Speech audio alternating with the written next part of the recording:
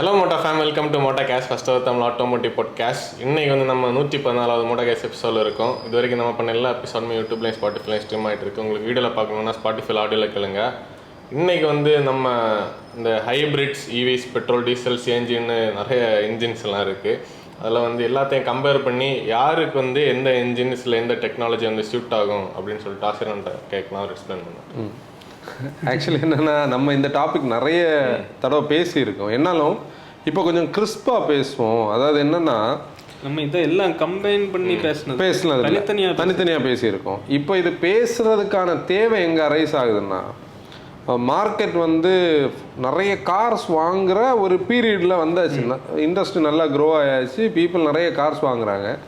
முன்னாடி segment choice எவ்வளவு காம்ப்ளெக்ஸாக ஆனதோ ஒரு கட்டத்தில், ஒரு 3-4 வருஷமாக பார்த்தோன்னா செக்மெண்ட் சாய்ஸ் காம்ப்ளெக்ஸாக இருந்தது. இப்போ ஒரு ப்ரீமியம் ஹேட்ச்பேக் வரணும்னு நினைக்கிறவங்க அதுக்கு ஒன்று sub-4 மீட்டர் போகலான்னு நினைப்போம். sub-4 மீட்டர் போகலான்னு சொல்லுவாங்க, மிட் சைஸுக்கு போனாங்க. எண்டு லெவலிருந்து 10 லட்சத்துக்கு வர்ற கதை மாதிரி. இப்போ இதை தாண்டி இன்னொரு பெரிய கன்ஃபியூஷன் என்னென்னா, இந்த ஃபியூயல் செலெக்ஷன். இந்த ஃபியூயல் செலெக்ஷனுக்கு பீப்புளுக்கு கன்ஃபியூஷனை பெருசாக்குன ஒரு கட்டம் பார்த்தோம்னா, நம்மளோட நெட் ஜீரோன்னு சொல்லக்கூடிய ஒரு பீரியட். அதை நம்ம டச் பண்ணி தான் அதுக்குள்ளே போனோம். எப்படின்னா, எல்லார் மனசுலையும் நம்ம வந்து ஒரு கில்ட்டை உருவாக்கியாச்சு. எப்படி கில்ட்டை உருவாக்கியாச்சுன்னா, நம்மளோட கார்ஸ் வந்து நம்ம யூஸ் பண்ணுறது ஹார்ம்ஃபுல். இந்த ஹார்ம் வந்து நெக்ஸ்ட் ஜென்ரேஷனுக்கு நம்ம பாஸ் ஆன் பண்ணக்கூடாது. அப்போ ஹார்ம்லெஸ் ஆன கார்ஸை வாங்கணும்னு ஒரு கட்டம் இருக்குது. கொஞ்சம் பேர் வந்து கொஞ்சம் எந்தூசியாஸ்டான கல்ட்டு கார் ஃபாலோவர்ஸ் வந்து இதை இன்னொரு ஸ்டைலில் என்ன கொண்டு போகிறாங்கன்னா, புது கார்ஸே வாங்காதீங்க, பழைய கார்ஸை ரீட்டைன் பண்ணுங்க. அப்படி ஒரு கல்ச்சர் வந்து வேர்ல்டு வைடாக இருக்குது. இப்போ இந்த கன்ஃபியூஷன்ஸுக்கு வந்து சொல்யூஷனாக நிறைய பேருக்கு வந்து ஒரு டெசிஷன் மேக்கிங்கில் வந்து நிற்கிறது இவிஸ் மேலே. ஏன்னா எல்லாத்துலேயும் ஒரு மார்க்கெட்டிங் இருக்குது, அப்படி தானே? இப்போ பியூர்லி ஒரு ப்ராடக்டை வந்து சந்தைப்படுத்துறதுலே அந்த மார்க்கெட்டிங் யுக்தின்னு சொல்லக்கூடியது அந்த பீப்புளை வந்து கன்வின்ஸ் பண்ணுறதுக்கான ஒரு கான்செப்டை கொண்டு போகணும். இப்போ என்ன நீங்கள் சொன்னப்போ தான் ஞாபகம் வந்து, இப்போ இந்த ஐபிஎல்லுக்கு இதில் பஞ்சு கார்டு வருது. லாங் டிரைவுக்கு நம்ம ஈவி எடுத்துட்டு போகலாம், 400 கிலோமீட்டர் ரேஞ்ச். அந்த 400 கிலோமீட்டர் ரியல் வேர்ல்டில் கிடைக்கவே வச்சாது. அதாவது அட்வர்டைசிங் அப்படிதான் மார்க்கெட்டிங். அதுதானே, பீப்புளுக்கு வந்து அந்த பீப்புளை வந்து கன்வின்ஸ் பண்ணணும். அவங்களோட அப்போ ஆல்ரெடி ஒரு கன்ஃபியூஷன் இங்கே இருக்குது. அப்போ நீங்கள் ஒரு கன்வின்சிங் கொடுக்கணுன்னா, அந்த கன்வின்சிங்கான சொல்யூஷனை வந்து கன்வின்சிங்கான ஒரு கான்செப்டை சொல்லும்போது அது ஒரு ப்ராப்ளத்துக்கான சொல்யூஷனாக வருது. இப்போ நான் முதல்ல பேசின பிரச்சனை இங்கே ஒரு சொல்யூஷனாக பார்க்கப்படுது. அதாவது என்விரான்மெண்டல் பொல்யூஷன் கட் ஆகுது, நம்ம வந்து ஹார்ம்லெஸ்ஸான ஒரு கார் வச்சுருக்கோம். ஆனால் இதோட சயின்டிஃபிக்கலியும் சரி ப்ராக்டிக்கலியும் சரி இது வந்து கரெக்டு கிடையாது. நம்ம ஆல்ரெடி பேசணும் நம்மளோட ஒரு வீடியோவில் ஈவிஸ் வந்து எப்படி இதுக்கு மாற்று கிடையாதுன்னு நம்ம பேசணும். இப்போ வேர்ல்டே இதில் ஒரு டிவைடட் ஒப்பீனியனில் தான் இருக்குது. நம்ம ரீசெண்டாக வந்து டேனியோட ஒரு ஃப்ரெண்டு வந்து யூகேல எம்எஸ் படிச்சுட்டு பேஷனுக்காக மெக்கானிக்காக ஒர்க் பண்ணுற ஒரு தம்பியை வந்து நம்ம இங்கே ஆஃபீஸில் உட்காந்து பேசிகிட்டு இருந்தோம். இப்போ நம்ம இந்த வேர்ல்டு மார்க்கெட்ஸ் பற்றி பேசும்போது எப்போவுமே யூரோப்பியன் மார்க்கெட்டுக்கு டீசல்ஸ் கூட ஒரு கனெக்டிவிட்டி உண்டு. ஏன்னா நம்ம இப்போ நான் ஃபோர்டை ஃபாலோ பண்ணுறதுனால எனக்கு வந்து யூரோப்பியன் மார்க்கெட்ஸில் இருக்கிற ஃபோர்ட்ஸ் மேலே எப்போவுமே ஒரு டேஸ்ட் உண்டு. அதில் டீசல்ஸ் வந்து வெளியே போச்சான்னு உள்ள கொஸ்டின் தான் நான் முதல்ல ரைஸ் பண்ணேன். ஆனால் அங்கேயும் டீசலோட இது இருக்குது. நம்ம மேலே மிகைப்படுத்தப்பட்ட ஒரு விஷயம் தானே இந்த இவி பெனிட்ரேஷனோ இல்லை மார்க்கெட் ஷேரையே தவிர ரியல் வேற. வந்து இங்கே இவிஸ் இவ்வளோ வரும்போது நம்ம என்ன யோசிப்போம்னா, அப்போ அங்கே அடாப்ட் ஆயிருக்கு. இங்கே இது ஒரு ஸ்டைலில் இருக்குது. இந்தியன் மார்க்கெட்டில் நம்ம பார்த்தோம்னா, இந்தியன் மார்க்கெட்டில் இவிஸோட அடாப்டேஷன் வந்து அந்த ஃபேம் 2 ஸ்கீம், இப்போ ப்ரொடக்ஷன் லிங்க்டு இன்சென்டிவ்ஸ்ன்னு சொல்லக்கூடிய அந்த அதை வந்து நம்ம கவர்மெண்ட்டை தப்பு சொல்ல முடியாது. எப்படின்னா, கவர்மெண்ட் வந்து நிறைய சப்போர்ட்டிவான இன்சென்டிவைஸ் பிளான்ஸ் வச்சுருக்காங்க. அப்போ ஒரு மாற்று எரிசக்தின்னு சொல்லக்கூடிய ஒரு கான்செப்ட், சஸ்டைனபிள் மூவ்மெண்ட்டுக்கு அது சப்போர்ட்டிவாக இருந்தது. ஆனால் இதை எல்லாமே பீப்புளை வந்து ஒரு இடத்துல கொண்டு விட்டுருக்கு. இப்போ நம்ம இதுக்கு ஒரு தெளிவை தான் பண்ண விரும்புகிறோம். இப்போ இந்த குளோபல் பாலிட்டிக்ஸுக்குள்ளே போகிறோன்னா நான் ஒரு பாயிண்ட்டை கூட சொல்லணும். இப்போ சைனீஸ் வந்து ஆக்சுவலி வந்து ஈவி டெக்னாலஜியை ஃபுல் அண்ட் ஃபுல் சைனீஸ் தான் வச்சுருக்காங்க. ஆனால் நம்ம பையர்ஸுக்கு இடையில் இந்த நம்ம மேலே இருக்கிற ஒரு தாக்கம் இல்லையா, நம்ம ஈவிஸுக்கு கன்வெர்ட் ஆகணும்னு சொல்கிறது, இது எல்லாமே பெனிஃபிட் பண்ண போகிறது அந்த சைட் ஆஃப் மார்க்கெட்டை தான். அந்த சைட் ஆஃப் மார்க்கெட்னா அதில் இருக்கக்கூடிய அந்த எக்கோ சிஸ்டம், சைனீஸ் வந்து பேட்டரிக்கான கெமிக்கல்ஸை சோர்ஸ் பண்ணுறதுல இருந்து குவார்டர் ப்ரைஸில் இவங்க. ஆமாம், அது என்ன மேட்டர்னா வந்து பிஒய்டி எல்லாம் நீ ஒரு பிராண்டை நினச்சி பாரு, அவங்க எல்லாம் ஒரு 25 வருஷம் ஃப்ரெண்டில் இருக்காங்க. எல்லா பிராண்ட்ஸுமே அப்படி தான். அப்போ அந்த ஒரு இடத்துல குளோபலி அது ஒரு டிவைடடான ஒரு ஃபார்மேட்டில் இருக்குது. ஜாப்பனீஸ் என்றைக்குமே சைனா கூட அதில் அக்ரி பண்ணலை. அப்போ இவங்க வந்து சைனீஸ் கிட்ட ஃபுல்லாக ஈவிஸ் இருக்கிறதுனால, அதாவது ஈவியோட டெக்னாலஜி, பேட்ரி, அதோட எலக்ட்ரிக் சிஸ்டம், சேசி ஆகட்டும் எல்லாம் அவங்க அடாப்டிவாக இருக்கிறதுனால, இல்லை அவங்க ஃபியூச்சரிஸ்டிக்காக இருக்கிறதுனால ஜாப்பனீஸ் என்ன பண்ணுறாங்க, நாங்கள் சைனா கூட வரமாட்டோம்னு சொல்லி அவங்க slowly but steadily hydrogen side வந்து அந்த ஃபியூல் செல் கான்செப்டில் அவங்க ரிசர்ச் பண்ணி போயிட்டுருக்காங்க. அதில் எனக்கு தெரிஞ்சு கமர்ஷியல் வெஹிக்கிள்ஸில் ஒரு பெரிய பிரேக் த்ரூ வரப்போகுது. ஏன்னா அது மார்க்கெட்டில் வந்து தான் ஆகணும். ஏன்னா அதுலேயே நிறைய கான்ஸ்டன்ஸ் இருக்குது, ஹைட்ரஜனை ஸ்டோர் பண்ணி வைக்கிறதுல இருக்கிற. ஏன்னா அது ஃப்ளேமபிள், கொஞ்சம் ரிஸ்க் இருக்குது. பட் ஸ்டில் ரிசர்ச்சஸ் அப்படி போய்ட்டுருக்கு.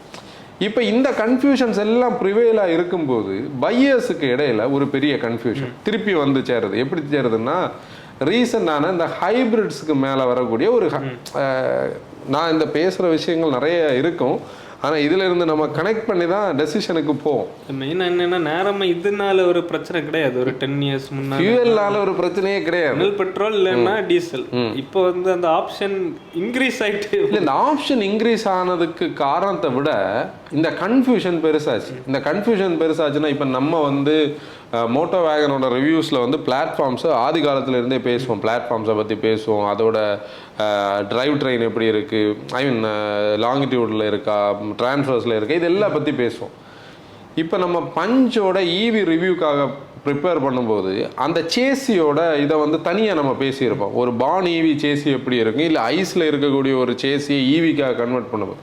இப்போ நான் பேசிக்கலி என்ன தெரியுமா, டாடா மோட்டர்ஸோட இது நம்ம ஏதோ ஒரு பாட்காஸ்ட்டில் பேசணும். டாடா மோட்டர்ஸோட ஒரு க்ரோத்தில் பஞ்ச் ஈவியோட பிளாட்ஃபார்ம் வந்து Active.ev வந்து ஒரு மைல் ஸ்டோன். இங்கேருந்து தான் அவங்களோட பீரியட் உண்மையிலே ஸ்டார்ட் ஆகுதுன்னு நான் சொல்லுவேன். ஏன்னா இதுதான் உண்மையான ஈவி, மற்றது வந்து அடாப்டேஷன் தான்.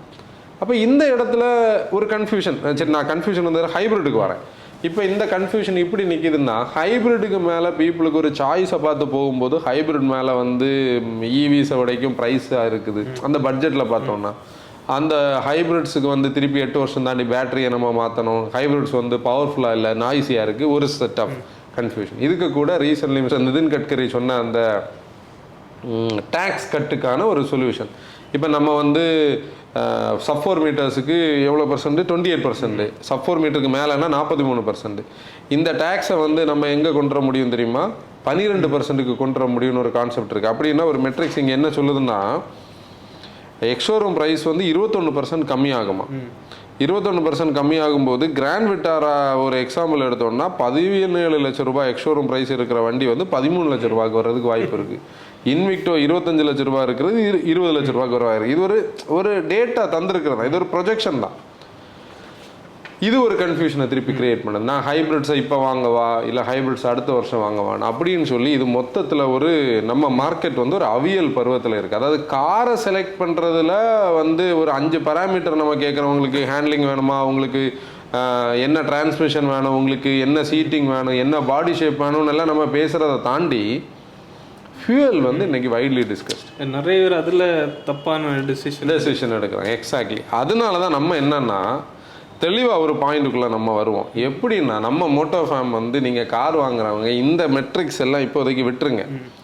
ஏன்னா உலகத்தில் 2025 2030 வந்து நாங்கள் ஃபுல்லாக எலக்ட்ரிக்காக போவோம்னு சொன்னவங்க யாரும் போக முடியாது இப்போதைக்கு. ஏன்னா எலக்ட்ரிக் மார்க்கெட் அப்படி சடனாக சேஞ்ச் ஆகலை. அப்போ இந்த கில்ட்டும் இந்த மார்க்கெட்டிங் எல்லாம் ஒரு சைடு இருந்தாலும், தரவுலி நம்மளோட ரெக்யூர்மெண்ட்டுக்கு நம்ம 10 வருஷம் முன்னாடி எப்படி வாங்குறோமோ அதே மாதிரி இன்னைக்கு சாய்ஸஸ் நிறைய இருக்குது. அந்த சாய்ஸஸில் நம்ம ரெக்யூர்மெண்ட்டுக்கு நம்ம வாங்க போகிறோம். அந்த ஒரு ஆஸ்பெக்ட்டுக்கு நம்ம வரலான்னு சொல்லி தான் நம்ம இந்த கண்டென்ட் எடுக்கிறோம். இப்போ இவ்வளோ தூரம் பேசுனதே இதுக்குள்ளே இருக்கிற இந்த மொத்த பாலிடிக்ஸே நம்ம பாலிடிக்ஸ்ன்னு சொல்கிறத வரைக்கும் அப்படி தான் மார்க்கெட் பண்ண முடியும். இப்போ நம்ம வந்து ஈவிஸை பாதர் பண்ணாமல் மேனுஃபேக்சர் வச்சுருந்தாங்கன்னா யார் வாங்குவா? யாரும் வாங்க மாட்டாங்க. அந்த ஒரு கம்பெனி அவ்வளோ பைசா செலவு பண்ணி ஒரு ப்ராடக்டை டெவலப் பண்ணி அவங்க மார்க்கெட்டிங் பண்ணி தான் ஆகணும். அதாவது ஒரு நம்மளோட ஆசையை தூண்டி தான் ஆகணும். நம்மளோட அந்த வாட் யூ சே எமோஷனை வந்து இது பண்ணி தான் ஆகணும். அப்போ அந்த இடத்துல யாருக்கு எது உகந்ததோ அதை வாங்கலாம். இப்போ முதல்ல நம்ம எந்த ஃபியூலில் இருந்து வருவோம்? Petrol diesel. Petrol versus diesel, அதில் பெட்ரோலில் வரலாம். இப்போ இந்தியன் மார்க்கெட் வந்து ஒரு என்ன சொல்கிறது, ஒரு பெக்யூலியரான மார்க்கெட். நேற்றைக்கு நம்ம பேசிகிட்டு இருந்தோம் பார்த்தியா, மாருதி வந்து இந்தியன் மார்க்கெட்டை வந்து கிராக் பண்ண ஒரு ஸ்டோரியை பற்றி நம்ம பேசிகிட்டு இருந்தோம். எப்படின்னா ஜாப்பனீஸ் கார்ஸ் இல்லை ஜாப்பனீஸில் இருந்த அந்த ஆல்டோவெல்லாம் இங்கே நேராக இங்கே கொண்டு வந்திருந்தாங்கன்னா மாருதி வந்து வின் பண்ணியிருக்கவே செய்யாது.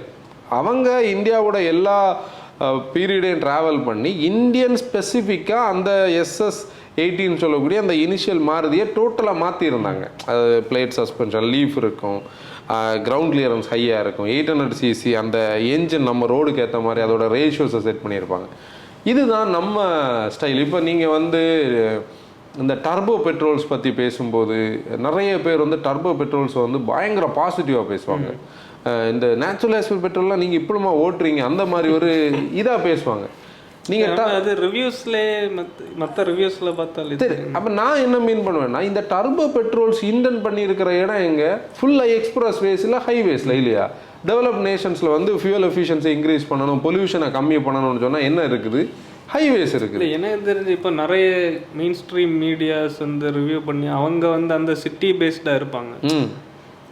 ஒருவேளை அவங்களுக்கு அது நம்ம இந்த ஜியாகிரபியை விடைக்கும் பெட்டராக இருக்கலாம்னு நினைக்கிறேன். அப்படி பார்த்தாலும் சிட்டின்னு ஒன்று இருக்குல்ல, அங்கே பம்பர் டு பம்பர் டிராஃபிக் இருக்குது, அங்கே டர்போ ரேஞ்சுக்கு கீழே தானே நம்ம ஆப்ரேட் பண்ணுறோம். இப்போ இந்தியாவோட ஜியாகிரபி என்னது?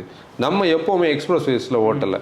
நம்ம இப்போ நம்மளோட பர்சனல் யூசேஜை நம்ம எக்ஸாம்பிள் எடுப்போம். நம்ம எக்ஸ்பிரஸ் வேஸை ஹிட் பண்ணுவோம், நம்ம வந்து ஸ்டேட் ஹைவேஸுக்கு போவோம், நேஷ்னல் ஹைவேஸுக்கு போவோம், நம்ம வில்லேஜ் ரோட்ஸில் ஓட்டுவோம், சிட்டிக்குள்ளே ஓட்டுவோம். இதுதான் நம்மளோட லைஃப் ஸ்டைல். அதாவது நம்மன்னா இந்தியன்ஸோட லைஃப் ஸ்டைல். அப்போ நமக்குன்னு ஒரு கார் வரும்போது அது இது எல்லாத்துக்கும் சூட்டபுளாக இருக்கணும். இங்கே தான் இந்த டர்போ பெட்ரோல்ஸ் வர்சஸ் நேச்சுரலி ஆஸ்பிரேட்டரில் ஒரு கன்ஃபியூஷனே அரைஸ் ஆகிறது.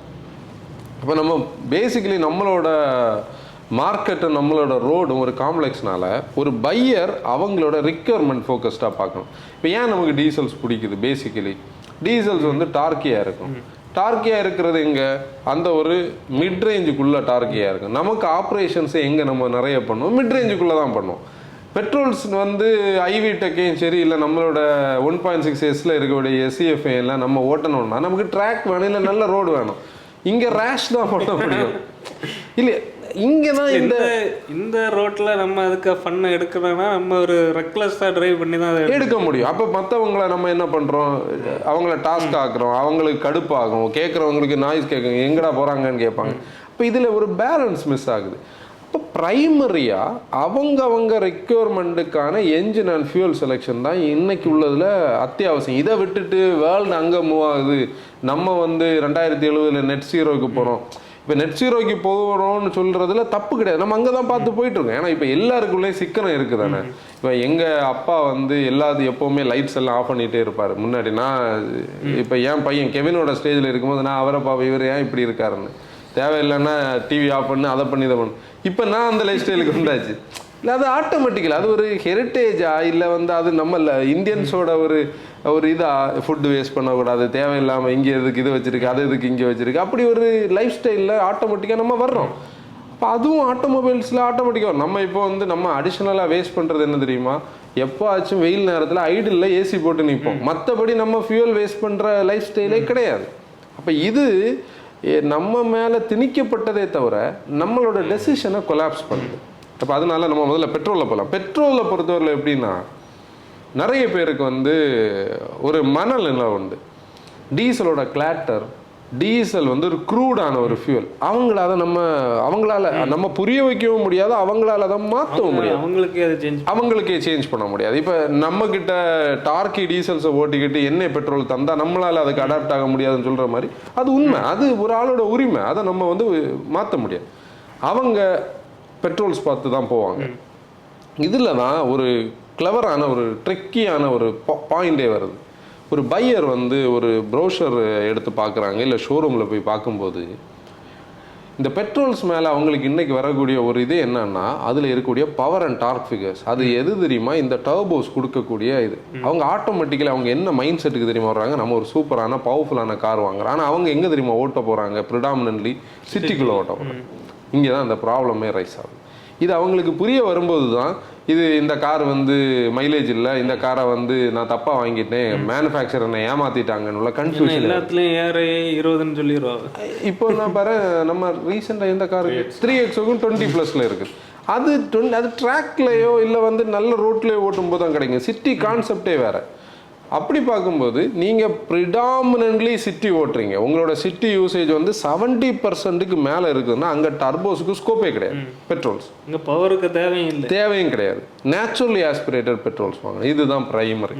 இப்போ நம்மளோட யூசேஜ் படம், இப்போ நம்ம ஹைவேஸ்ன்னு சொல்லும்போது நான் இயர்லி 2 times ஊருக்கு போவேன், இயர்லி 2 times வெக்கேஷன் போவேன். அது வந்து என்ன பண்ணலாம்னா நம்மளால வந்து காம்ப்ரமைஸ் பண்ணலாம். 90% நம்ம 350 நாள் வந்து நம்ம யூஸ் பண்றது எது? இந்த நேச்சுரல் ஆஸ்பிரேட்டட் ஸ்டைல் தான் நமக்கு தேவைப்படுது. மிச்சம் இருக்கிற 15 நாளுக்கு நம்ம அடாப்ட் ஆகலாம். ஆனால் நம்ம இந்த மிச்சம் இருக்கிற 15 நாளுக்கு வேண்டியாக நம்ம என்ன பண்ணுவோம் தெரியுமா? 350 நாளை காம்ப்ரமைஸ் பண்ணுறது. இதுக்கு கூட இவ்வளோ கன்ஃபியூஷன்ஸ் வேறு. இப்போ பெட்ரோலில் இன்னைக்கு வந்து நம்ம பார்த்தோம்னா ரைட் ஃப்ரம் 1 லிட்டர்ல இருந்து 2 லிட்டர் வரைக்கும் பெட்ரோல்ஸ் நிறைய இருக்குது. அதில் ஒவ்வொரு செக்மெண்ட்டில் நம்ம போய் அந்த ஸ்பெக், ஆனால் இன்னொன்று கூட மிஸ்லீட் பண்ணோம். பெட்ரோல்ஸில் வந்து நீங்கள் பார்த்தீங்கன்னா லோவர் எண்ட் பிக்கப் நல்லா இருக்கும், சிட்டியில் வந்து அது தேவையாக தான் இருக்கும். ஆனால் பெட்ரோலோட பெர்ஃபார்மன்ஸை வந்து நீங்கள் டாப் எண்டில் தான் புஷ் பண்ணி எடுக்கணும். அந்த பெர்ஃபார்மன்ஸ்ன்னு சொல்லக்கூடியது வந்து டர்போஸ் கொடுக்கும், மிட் ரேஞ்சிலே கொடுக்கும். ஆனால் நீங்கள் ஹைவேஸ் நிறைய ஓட்டுறவங்களா இருக்கணும். அப்போ நீங்கள் வந்து ஹைவேஸ் ஜாஸ்தி ஓட்டுறீங்க, 70%க்கு மேலே ஹைவேஸ் ஓட்டுறவங்க டர்போ பெட்ரோல்ஸ் பக்கம் போகலாம். அப்போ பெட்ரோல்ஸ் கிளியர் ஆச்சா?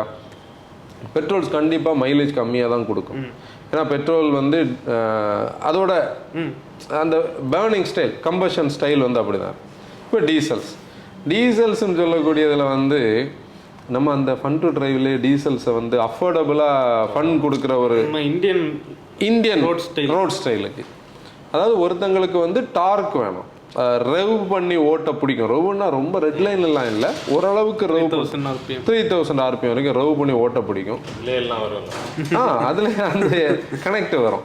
அந்த கியரை வந்து இப்போ என்ஜின் பிரேக் பண்ணி டார்க் பண்ணி ஓட்டுறவங்க இவங்களுக்கு எல்லாம் ப்ளஸ் ஃபியூல் எஃபிஷியன்சி ஃபோக்கஸ்டாக இருக்கிறவங்க, இதை நம்ம ரெண்டாகவும் பிரிக்கலாம். எப்படின்னா சிட்டிக்கு இது செட் ஆகும், ஹைவேஸுக்கு இது செட் ஆகும். ஏன்னா இதுதான் இந்தியாவுக்கான ஒரு பேலன்ஸ். வந்து இந்த 2005 இருந்து 2020 BS6 phase 1 வரைக்கும் இந்தியன் மார்க்கெட் வந்து ஒரு 15 வருஷம் டீசல்ஸை டிபெண்ட் பண்ணி இருந்ததுக்கு காரணமே நம்ம பேசின இந்தியாவோட ஜாகிரஃபி, இந்தியாவோட ரோட் ஸ்டைலுக்கு, நம்மளோட அந்த ஒரு ஃபியூல் எஃபிஷியன்சின்னு சொல்லக்கூடிய ஒரு ஃபோக்கஸுக்கு இந்த ஃபியூல் கரெக்டாக மேட்ச் ஆச்சு. எல்லா செக்மெண்ட்லேயும் டீசல் இருந்தது. ஏன்னா அது மேட்ச் ஆச்சு. உனக்கு எஃபிஷியன்சி இருக்குது, டார்க் இருக்குது, டியூரபிலிட்டியும் ஓகே. பழைய காலத்தை கம்பேர் பண்ணும்போது சிஆர்டின்னு சொல்லக்கூடிய கான்செப்ட் வந்ததுக்கப்புறம் எல்லா மேனுஃபேக்சரர்ஸும் அந்த டெக்னாலஜிக்குள்ளே போனாங்க. ஆனால் க்ரூடு எல்லாம் தாண்டி இன்றைக்கி அதுவும் ரிஃபைன்மெண்ட்ஸ் எல்லாம் எங்கேயோ வந்தாச்சு. நம்ம நிறைய தடவை அதை பேசிட்டோம். அப்போ இப்போ எக்ஸிஸ்டிங்கில் சம்படி வந்து நிறைய ஹைவேஸ் ஓட்டுறவங்க அந்த டிரைவர் இன்யூவை வந்து டிலைட் பண்ணுறதுக்கு ஒரு ஸ்கோப் இருக்குதுன்னா கண்டிப்பாக என்ன பண்ணலாம், டீசல்ஸ் பக்கம் போகலாம். ஆனால் அதுலேயும் ஒரு கன்சர்ன் இருக்குது. கன்சர்னோட தானே சொல்லணும். நீங்கள் ப்ரிடாமினன்ட்லி சிட்டி யூஸ் பண்ணுறீங்கன்னா கண்டிப்பாக வந்து டீசல் வாங்கக்கூடாது. திருப்பி அதில் வந்து டிபிஎஃப் இருக்குது. அது இப்போ டிபிஎஃப் வந்து நேரமாக உள்ள அளவுக்கு இப்போ சீரியஸாக இருக்கா? ஆக்சுவலி அது எப்படின்னா அவங்களோட ஃப்ரீக்வெண்ட் அப்டேட்ஸ் ஆகலாம், இல்லை வந்து அந்த அந்த சென்சாரோட டேட்டாஸில் இருக்கக்கூடிய கேலிப்ரேஷன்ஸ் எல்லாம் வச்சு பார்க்கும்போது கண்டிப்பாக அந்த ஆன்செட் கம்மியானாலும் ரீஜென்ரேஷன் இஷ்யூஸ் வரலாம். இஷ்யூஸ் வர நம்பர்ஸ் நிறைய குறைஞ்சது. அதாவது நம்பர்ஸ் வந்து முன்னாடி அடிக்கடி ஃபோன் கால்ஸ் வந்துட்டு இருந்து இப்போ அது ஓரளவுக்கு செட்டில் ஆகிருக்கு. அதுவும் எஸ்சிஆருக்கு வந்ததுக்கப்புறம் அதையும் நான் சொல்ல வரேன். லீன் நைட்ரஸ் ட்ராப்னு சொல்லக்கூடிய அந்த பழைய டெக்னாலஜி யூஸ் பண்ணுறவங்க அந்த என்ஜின்ஸை விடைக்கும் செலக்டிவ் கேட்டலிட்டிக் ரிடக்ஷன் சொல்லக்கூடிய யூரியா பேஸ்ட் ஒரு டோஸ் ஆஃப் யூரியாவை இன்ஜெக்ட் பண்ணுறதுல இந்த ப்ராப்ளம் இன்னும் சொல்யூஷன் வந்திருக்கு. அப்படின்னா கூட நீங்கள் ட்ரை பண்ணலாம். அதை தான் நான் மீன் பண்ணுறேன். அதாவது நம்ம வந்து என்ன மீன் எப்படி சொல்லலாம், இப்போ எந்த கார்ஸில் லீன் நைட்ரஸ் ட்ராப் இருக்குது? எல்என்டின்னா டாட்டாவோட நெக்ஸானில் இன்னும், அதாவது பேசிவ் எஸ்சிஆர் ப்ளஸ் எல்என்டின்னு வச்சுருக்காங்க. அவங்க இன்னும் எஸ்சிஆருக்கு ஃபுல்லாக அடாப்ட் ஆகலை. XUV 3XOவில் வந்து எஸ்சிஆர் அப்டேட் ஆகிருக்கும். ஏன்னா வந்து மராசோவில் அதே என்ஜின் வந்து எஸ்சிஆர் அப்டேட் ஆயாச்சு. இல்லை ஆல்ரெடி எஸ்சிஆர் அப்டேட் ஆனது தான் அது. அப்புறம் ஹியூண்டே எஸ்சிஆர் அப்டேட் ஆச்சு.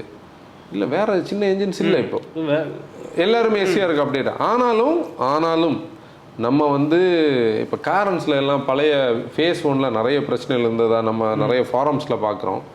நீங்கள் ப்ரிடாமினன்ட்லி சிட்டிக்குள்ளே ஓட்டுறவங்க கொஞ்சம் காஷியஸாக அதை ஹேண்டில் பண்ணலாம். எப்படி ஹேண்டில் பண்ணலான்னா, நீங்கள் ஒரு 10 நாள் கண்டினியூஸாக சிட்டிக்குள்ளே தான் ஓட்டியிருக்கீங்க. அப்போ உங்களுக்கு ஒரு கிளாகிங் நமக்கு தெரியும். ஹைவேஸுக்கு எடுத்துகிட்டு வந்துட்டு இல்லை வந்து ஃப்ரீயான ஒரு ரோடுக்கு எடுத்து ஒரு எக்ஸசைஸ் தான். லோவர் கியரில் ஹையர் ஆர்பிஎம்ஸில் அதை கொஞ்சம் நேரம் ஓட்டணும். அப்போ ஓரளவுக்கு அது ரீஜென்ரேட் ஆகி வெளியே போயிடும். அது வந்து எல்என்டி ஆனாலும் சரி, எஸ்சிஆர் ஆனாலும் சரி. அப்போ நம்ம டீசல் வைக்கிறதுக்கான ஒரு ப்ராக்டிஸ் வந்து பண்ணணும். Efficiency focused. இப்போ நம்ம பெட்ரோல் வந்தோம், டீசல் வந்தோம். டீசல் யார் வாங்கக்கூடாதுன்னு நம்ம சொல்லணும். அதாவது உங்களுக்கு நாய்ஸ் வந்து ஒரு பிரச்சனை, நிறைய பேருக்கு வந்து இல்லை அது டீசல்ஸ் மேலே அப்படி ஒரு மென்டாலிட்டி இருக்குது. அது சிலவங்களுக்கு இந்த த்ரோயிங் இருக்கிறது, ஐ மீன் இந்த வாமிட்டிங் சென்சேஷன் இருக்கிறது, இதெல்லாம் இல்லை அதுக்குள்ளே நம்ம அவங்க போக வேண்டாம். எதுக்கு இந்த காம்ப்ளெக்ஸிட்டி? அதே மாதிரி இந்த கிளஸ்ட்ரோஃபோபிக் ஃபீல் இருக்கிறவங்க வந்து டீசல்ஸ்னாலே அவங்களுக்கு ஒரு அலர்ஜிக் மாதிரி. ஆனால் உண்மையிலேயே அதெல்லாம் மாறியாச்சு இப்போ. அவங்க வாங்கக்கூடாது. அப்புறம் சின்ன ஓட்டம் இருக்கிறவங்க வீக்லி ஒன்ஸ் கூட எடுக்க மாட்டோம், 2 months ஒரு தடவை தான் நாங்கள் ஒரு ட்ரிப்பு போவோம், அப்படியெல்லாம் டீசல்ஸ் வாங்கி இன்னைக்கு பிரயோஜனம் இல்லை. ஓகே, மூணாவது பார்த்தோம்னா என்னது? சிஎன்ஜி. சிஎன்ஜி பொறுத்தவரையில் என்னன்னா, பெட்ரோல் டீசலுக்கு மாற்றா வந்து சிஎன்ஜி வாங்கலாம். 2 பேரும் மாற்றா வாங்கலாம். எப்படின்னா அது தப்பாகுமா? இல்லை, கொண்டு வருவோம். ஃபியூல் எஃபிஷியன்சி இல்லை, ஃபியூல் எஃபிஷியன்சின்னு சொல்லக்கூடியதை வரைக்கும் என்னென்னா, இப்போ சிட்டி, அதை தான் நான் பெட்ரோல் டீசல்னே வந்தேன். இப்போ சிட்டியில் இருக்கக்கூடிய ஒரு பெரிய ப்ராப்ளமே ஏர் குவாலிட்டி இண்டெக்ஸ் தான். இப்போ நம்ம வந்து இப்போ நான் வந்து இப்போ நம்ம இன்னைக்குள்ள கண்டிஷனில் நான் ஃபோனில் அடிக்கடி பார்ப்பேன் நம்ம ஊரோட கிளைமேட். ஒரு செகண்ட் எனக்கு அதில் பார்த்தாலே நமக்கு இங்கே உள்ள ஏருக்கு அந்த ஒரு இது தெரியும். இப்போ வந்து மார்த்தாண்டமில் பார்த்தோம்னா 61 சாட்டிஸ்ஃபேக்டரி காட்டுது. இது நம்ம எங்கேயா ட்ராவல் பண்ணும்போது ஒவ்வொரு சிட்டியை நான் இதை கிளிக் பண்ணி பார்ப்பேன். சில இடத்துல வந்து அந்த ஒரு ஆரஞ்சுக்கு மேலே ரெட், டெல்லியிலலாம் போகிறோம்னா இருக்கும். அப்போ சிட்டியில் என்னது, நிறைய பீப்புள் இருக்காங்க. இப்போ நம்ம இந்த இன்ட்ரோ தொடங்கும் போது என்ன பேசணும்னு சொன்னால், இந்த பொல்யூஷன் சொல்லக்கூடிய ஒரு விஷயத்தை கனெக்ட் பண்ணோம். இந்த பொல்யூஷன் சொல்லக்கூடிய ஒரு விஷயம் இந்த எஃபிஷியன்சியும் இல்லை வந்து அவங்களோட ஆப்ரேஷன்ஸில் வந்து சிட்டி பேஸ்டாக இருக்கிற ஒரு ஆஸ்பெக்டில் சிஎன்ஜி பக்கம் ஈஸியாக போயிடலாம். ஏன்னா இதுக்கு எல்லாத்துக்கும் அந்த சொல்யூஷன் இருக்குது. அதுக்காக சிஎன்ஜி வந்து பியூர்லி வந்து பொல்யூஷனே இல்லைன்னு கிடையாது, பொல்யூஷனோட பர்சன்டேஜ் கம்மி. இப்போ சிறுதுள்ளி பெருவெள்ளம் மாதிரி இப்போ ஒரு கம்யூனிட்டிக்குள்ளே ஒரு 250-300 கார்ஸ் இருக்கும். அது வந்து 300 கார்ஸும் டீசலாக இருக்கிறத வரைக்கும் 300 கார்ஸும் சிஎன்ஜியாக இருக்குதுன்னா அதோட பொல்யூஷன் ரேஞ்ச் நல்லா குறையும்.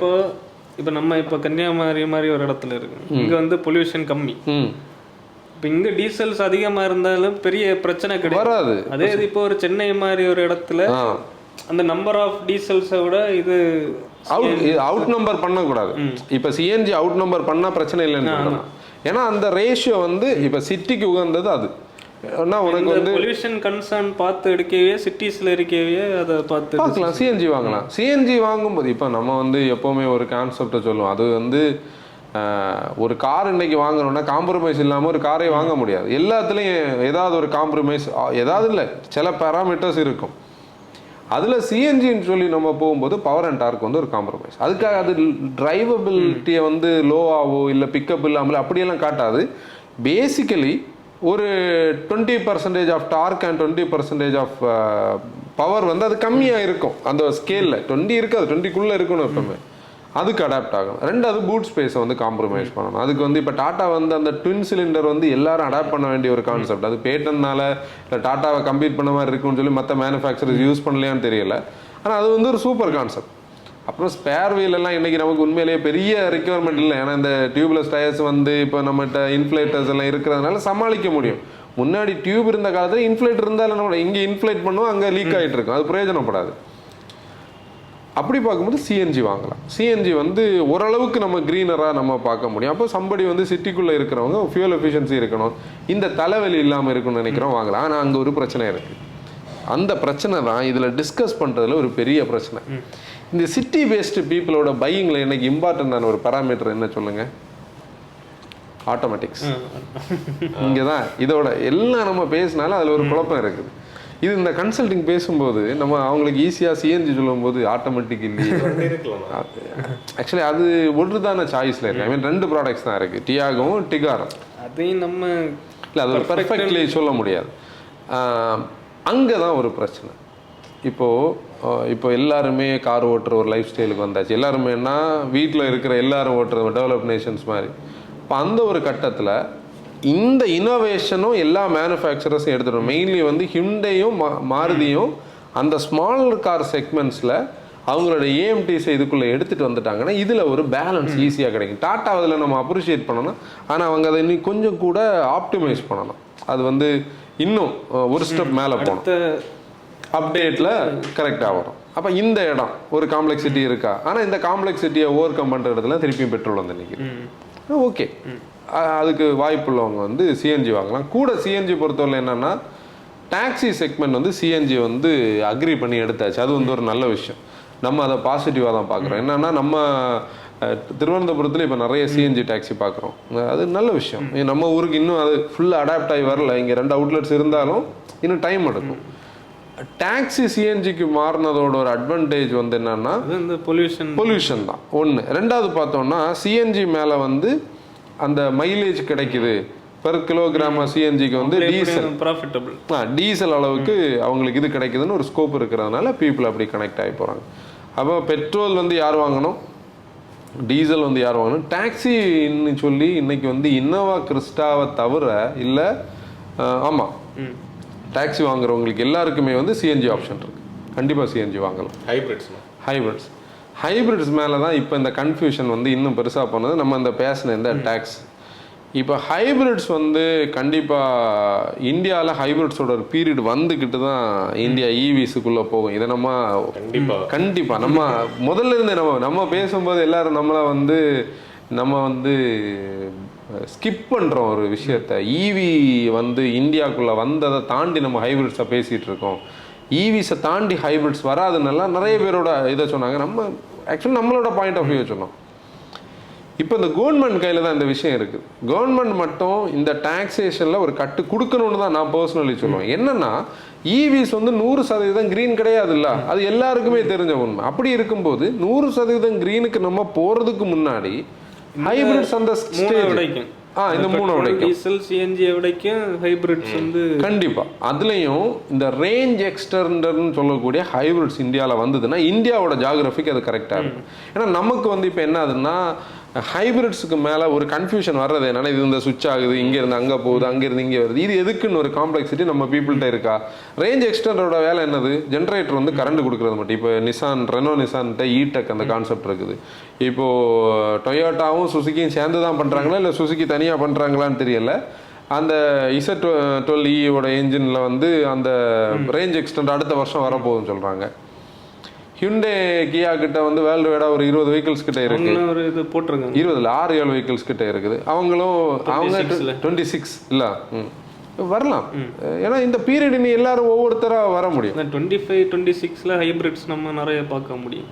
ஆக்சுவலி அடுத்த ஆட்டோ எக்ஸ்போவை வந்து நம்ம எதிர்பார்க்கலாம். அடுத்த ஆட்டோ எக்ஸ்போனதுக்கு பேர் இருக்காது, பாரத் மொபிலிட்டின்னு இருக்கும். அடுத்த எக்ஸ்போ உண்மையிலே வந்து இந்த ஹைபிரிடுக்கான ஒரு ஸ்கோப்பை நம்ம காட்டுற ஒரு இதாக இருக்கும். ஏன்னா அடுத்த ஒரு 5 வருஷம் இண்டஸ்ட்ரி வந்து ஒரு பெரிய சேஞ்சுக்குள்ளே போகும். ஏன் சேஞ்சுக்குள்ளே போகும்னா இந்த ஃபியூல் பேஸ்டு கன்ஃபியூஷனுக்கு அந்த பீரியடில் தான் ஒரு இந்த ஷேர்ஸ் வந்து ப்ராப்பராக ஸ்லாட் ஆகும். இப்போ பெட்ரோல் ஷேர்ஸ் இவ்வளவு, டீசல் ஷேர்ஸ் இவ்வளவு, சிஎன்ஜி இவ்வளவு, ஹைபிரிட்ஸ் இவ்வளவு, இவிஸ் இவ்வளவுன்னு நம்ம மார்க்கெட் வந்து குளோபல் ட்ரெண்டுக்கு ஏற்ற மாதிரி கரெக்டாக இருக்கும். இது யார் வாங்குறாங்க, இது எவ்வளோ பர்சன்டேஜ் ஆயிட்டு தான் இவிஸ் அடுத்து டாமினேட் பண்ணி அது எப்போ இன்னும் தாண்டி போகணும். இந்த ரேஞ்ச் எக்ஸ்டெண்டர்ஸ் அதான் பாயிண்ட். அப்படி போனால் அது கரெக்டாக இருக்கும். இப்போ வந்து நம்ம பைலட் மாடல்ஸை தான் நம்ம செக் பண்ணிட்டு இருக்கோம். ஹைபிரிட்ஸ் வந்து கண்டிப்பாக யார் வாங்கலாம்னா நீங்கள் நிறைய ஓட்டுறீங்க, சிட்டிக்குள்ளே ஓட்டினாலும் சரி, அதுலேயும் நிறைய பேர் கன்ஃபியூஷன் இருக்குது. சிட்டிக்குள்ளே மட்டும் ஓட்டலாமா, ஹைவேஸ் ஓட்டலாமா. இப்போ பேட்டரியை பற்றி ஒரு விஷயம் பேசும்போது இப்போ நம்ம இந்த டொயோட்டா எடுத்து அதில் யாருக்கும் கன்ஃபியூஷன் இல்லை. ஹைக்ராஸ் வந்து தைரியம் அந்த பிராண்டுக்கு மேலே இருக்கிற ஒரு மரியாதை. அது எப்படின்னா டொயோட்டா வந்து ருமியானையை வந்து 170 வெல்டு ஜாயின்ட்ஸு சேஃப்டி கூடுதல்னு பீப்புள் கண்ணை மூடிட்டு வாங்குறாங்கன்னு அவன் சிரிக்க பாரு. அன்னைக்கு அந்த கன்சல்டிங் கால் அவன் கேட்டுட்டு இருந்தான். அவர் நம்மகிட்ட கன்வின்ஸ் பண்ணி சொல்லிட்டு இருக்காரு, ருமியானை பற்றி நீங்கள் கவலையப்பட வேண்டாம்னு. அது அந்த பிராண்டு கொடுக்கக்கூடிய ஒரு இமேஜ். இது நேரே திருப்பி நடந்திருந்தா நினைச்சு பாரு. இன்விக்டோ எல்லாம் மனுஷனா பார்த்து யாரும் திரும்பி பார்க்கல. டொயோட்டா வண்டியை போய் மாருதியில் வாங்க முடியுமா? அப்படித்தானே. அதுதான் அந்த பிராண்டு கொடுக்கக்கூடிய இமேஜ். இன்விக்டோ நம்ம பார்க்கவே, நான் ஒரு வண்டி கூட போர்டு வழிக்கலாம் இங்கேயுமே பார்க்கல. இப்போ இதில் என்ன பாயிண்ட்னா, சிட்டி ஆனாலும் வாங்கலாம், ஹைவேஸ் ஆனாலும் வாங்கலாம். ஆனால் உங்களுக்கு வந்து ஒரு 2500 கிலோமீட்டருக்கு மேலே நீங்கள் ஓட்டுறீங்க, இல்லை டெய்லி ஓட்டிக்கிட்டே இருக்கீங்க, அந்த மாதிரி உள்ளவங்க கண்டிப்பாக ஹைபிரிட்ஸ் வாங்கலாம். இப்போ ஹைபிரிட்ஸ் பற்றி பேசும்போது எல்லாரும் சொல்லக்கூடிய ஒரு விஷயம் என்னென்னா, 8 வருஷம் தான் வேரண்டி இருக்குது, 8 வருஷம் தான் அது ஓடுமான்னு சொல்லி. இப்போ நான் என்ன பர்சனலி சொல்லுவேன்னா, 8 வருஷம் ஓடினாலே போதும்னு சொல்லுவேன். நம்ம எல்லாம் இனி முன்ன மாதிரி 30 வருஷம் 15 வருஷம் எல்லாம் வண்டி வச்சிருக்க மாட்டோம். நீங்கள் அந்த பழைய லைஃப் ஸ்டைல் அப்படியே எடுத்துகிட்டு வந்தாலே ஒரு காரோட லைஃப் ஸ்பேன் அப்படி குறைஞ்சு இன்னைக்கு வந்து ஒரு 10 வருஷத்துக்கு கீழே வந்தாச்சு. யார் வச்சிருக்கா? 5 வருஷத்துலேயே அது அவுடேட் ஆயிடுது. ஆட்டோமேட்டிக் அவுடேட் ஆனவொடனே இது நீ 8 வருஷத்துல அந்த ரீசேல் வந்து நமக்கு கிடைக்காது இல்லை, அண்ட் ஸ்கிராப்பேஜ் பாலிசிஸ் வரும். நம்ம யூகேல உள்ள அந்த பையன் நிறைய பேசிட்டு இருந்தாங்க. அங்க அது அந்த அளவுக்கு பாசிபிளா இருக்கு. ஆனால் இதை பாசிபிள் ஆக்கணும்.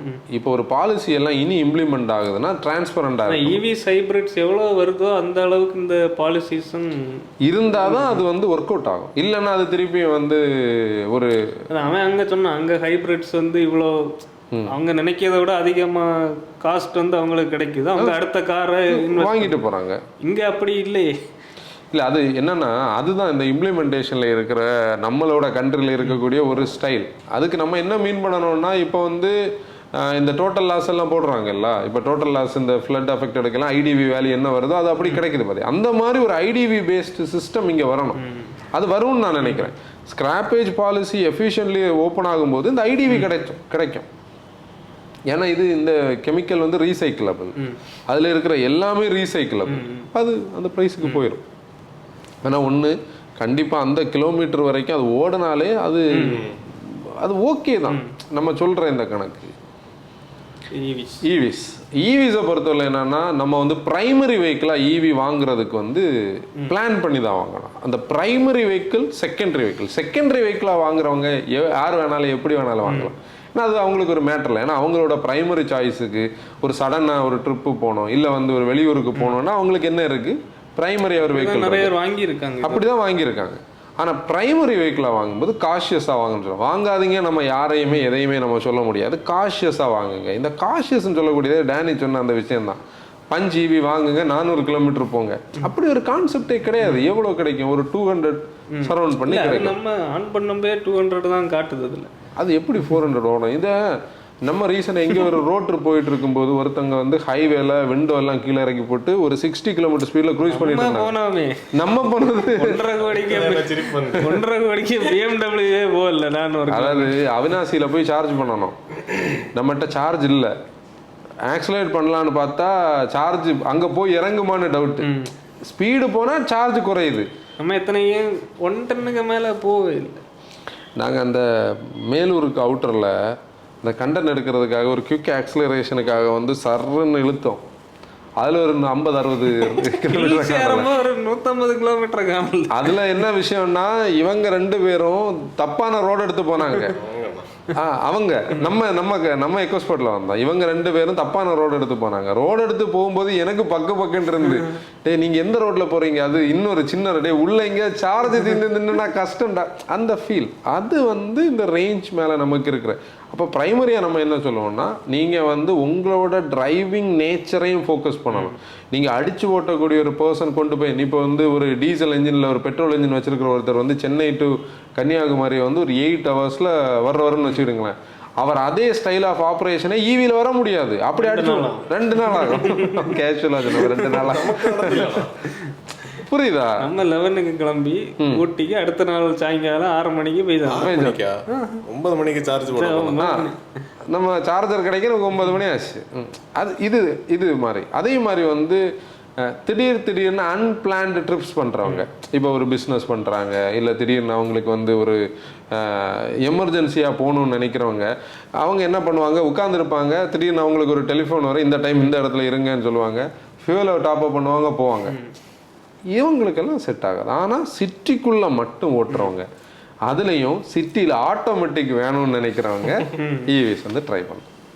ஈவிஸ் வாங்கக்கூடாது கிடையாது. ஈவிஸ் கண்டிப்பாக இப்போ டியாகோ ஈவி ஆகலாம். அவங்க சிட்டியில் இருக்காங்க, அவங்க நேட்டிவ்க்கெல்லாம் பஸ்லேயே ட்ராவல் பண்ணுவாங்க, அவங்கெல்லாம் வாங்க. அவங்க ரீசெண்டாக ஒரு டாக்டர் அன்னைக்கு பேசும்போது சொன்னார், நெக்ஸான் ஈவி நான் வச்சுருக்கிறேன், நான் வந்து காரில் ஹைவேஸ்லேயே ட்ராவல் பண்ண மாட்டேன், நான் நெக்ஸான் ஈவி பர்சனலி சென்னை சிட்டிக்குள்ளே யூஸ் பண்ணுறேன், நான் ஹைவேஸ் போனேனாலே எதை ட்ரெயின் இல்லை ஃப்ளைட்டை யூஸ் பண்ணிப்பேன். அதனால எனக்கு ஈவியை பற்றின கவலை கிடையாது.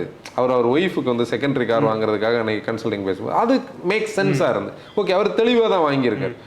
அந்த தெளிவு நமக்கு இன்னைக்கு வேணும். நம்மளோட யூசேஜ் என்னது இந்த ரேஞ்சு, அதாவது ஏஆர்ஐ சர்டிஃபிகேஷனை நம்ம நம்ப மாட்டோமா, ஆனால் இந்த ரேஞ்சை நம்ம நம்புவோமா?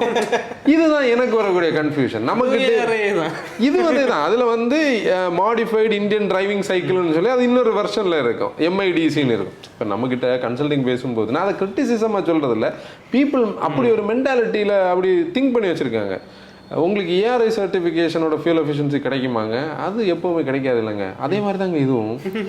அவங்க என்னன்னா அந்த எண்டில் வச்சு நம்மகிட்ட பேசுவாங்க. நம்ம அது ஓகேன்னு சொன்னோன்னா நாளைக்கு நம்மளை தான் திட்டுவாங்க, இவங்க ஒரு வார்த்தை சொல்லலையேன்னு சொல்லி. அதுதான் பிரச்சனை. இப்போ ஈவிஸை பொறுத்தவரை சிட்டி டொல்லர்ஸுக்கு வந்து 2 ஈவிஸ் உண்மையிலே சின்ன சைஸில் இருக்குது. டியாகோ ஈவி வாங்கலாம், காமட் டிவி வாங்கலாம். காமட் டிவி எல்லாருக்கும் பிடிக்காது, ஆனால் கூட பிடிக்கும். அப்போ அவங்களுக்கெல்லாம் அந்த என்ட்ரி லெவலில் அது இருக்குது. இப்போ அடுத்த ஸ்கேலில் போனோன்னா நெக்ஸான் இருக்குது, ஜிஎஸ்இவி இருக்குது, அதுக்கப்புறம் 400 என்னது அடுத்த ஜென்ரேஷன் வரணும். EC3 வந்து டெக்னாலஜி வைஸ் வந்து அப்டேட்டடாகவும் சொல்ல முடியாது. ஓகே C3 மாதிரி அந்த பட்ஜெட் இல்லை, அது வெளியே வந்தாச்சு, ப்ரைஸி தான். ஆமாம் இல்லை அது அவங்க என்னென்னா அவங்கள என்ன பண்ணல இல்லை ஒரு ஆப்பர்ச்சுனிட்டி வேஸ்டட். அதான் பிரச்சனை. இப்போ ஏதோ பண்ணுறாங்க, நீ பஸ்ஸால்ட்டு வரட்டும், அதுக்கப்புறம் தான் நமக்கு தெரியும். இல்லை நம்ம வேறு டைரக்ஷனுக்கு போயிடுவோம். இதுதான் அப்போ வந்து இதை சம்மரைஸ் பண்ணதில் தயவு செய்து பையிங்கை வந்து இந்த நெட் ஜீரோ 2070 இப்போ ஒரு மெட்ரிக்ஸே என்னன்னா, இப்போ நான் வந்து இதை பேசினா மாருதி சுசுக்கியோட அட்வொகேட்டாக நம்ம பேசுகிறோம்னு சொல்லுவாங்க. இப்போ நீங்கள் வந்து ஓரளவுக்கு நல்ல மார்க்கெட்டை அனலைஸ் பண்ணுற பீப்புள்கிட்ட போய் கேட்டிங்கனாலே என்ன சொல்லுவாங்கன்னா, இப்போ டொயோட்டாவும் மாருதி என்னைக்கு ஈவிஸுக்கு மெயின் ஸ்ட்ரீமுக்கு வர்றாங்களோ அப்போ தான் இந்தியா ஈவிஸுக்கு வந்திருக்குன்னு அர்த்தம். அவங்க தான் மெஜாரிட்டி ஷேர்ஸை வச்சுருக்கேன். ஏன்னா அவங்களுக்கு தெரியாததான் 150K கார்ஸ், அதாவது 1.5 லட்சம் கார்ஸ் விற்கிறவங்க சடனாக வந்து ஈவிஸோட மார்க்கெட் க்ரோ ஆனோன்னா இவங்க எங்கே போவாங்க. அப்போ அவங்களுக்கு தெரியும் அதோட அந்த பெனிட்ரேஷன் வந்து எப்படி இருக்குதுன்னு அந்த ஸ்கேலிங் தெரியும். இப்போ இதை நானும் ட்ரஸ்ட் பண்ணுறேன். மார்க்கெட் வந்து கரெக்டாக தான் சேல் ஆகிட்டு இருக்கு, அது கரெக்டாக தான் போகுது. ஆனால் இவங்க சொன்ன அந்த ஒரு சர்ஜ் அடாப்டேஷனுக்கு மார்க்கெட் போகாது. ஆனால் அது மிகைப்படுத்தப்பட்ட ஒரு டேட்டாவை தவிர வேர்ல்டு வைடாக எங்கேயுமே அப்படி நடக்கல.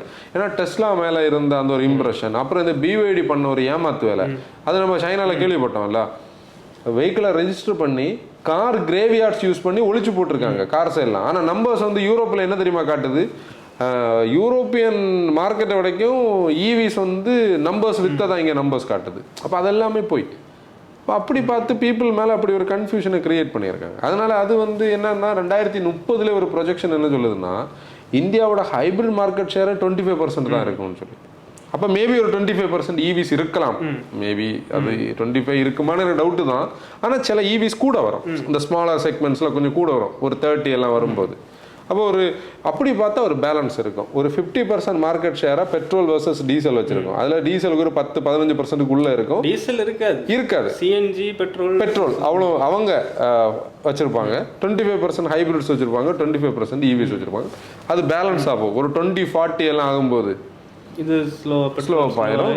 ஆமாம், ஹைபிரிட் ஈவிஸ். அப்போ நமக்கு ஒரு பாட்காஸ்ட்டில் நம்ம பேசலாம் வயசான காலத்தில்.